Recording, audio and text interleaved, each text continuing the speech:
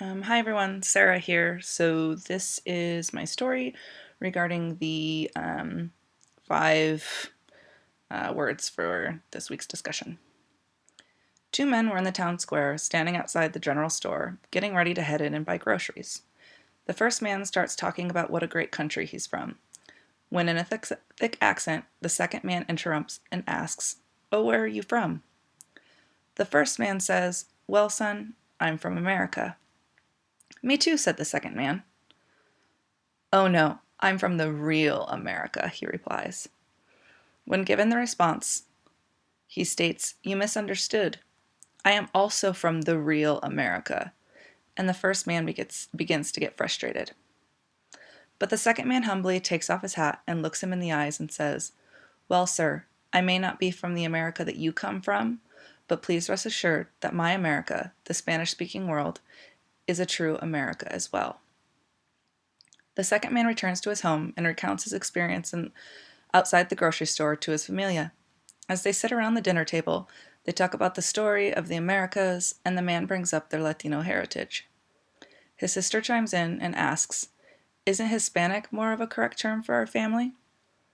Ultimately, a consensus is met with either term being appropriate, as historically Spanish-speaking America was colonized by the Spanish or Hispania, and Latino can be seen as a more inclusive term.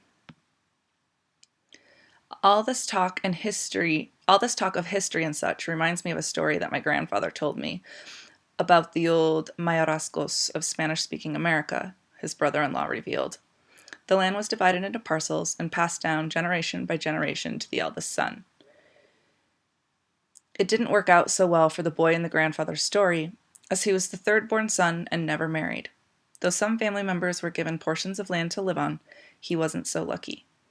History hasn't always been kind to our ancestors, and he was interrupted by a repetitive banging at the front door.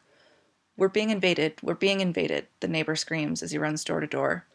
The new town that had recently begun building a handful of miles down the road had decided to expand their plot of land and declare it as their own.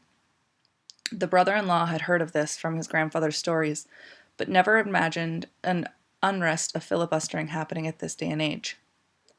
The family split up, with some gathering supplies to retaliate and others to spread the word to the rest of the town. In the end, no matter how hard they tried, they lost control of their homes, their land, and found themselves displaced. They had been devastated by the colonization of their land, and many of the colonizing men had taken their mothers and sisters as wives for themselves. Not only did they feel it was their God-given right to take their land, but their families as well. It was their manifest destiny, after all.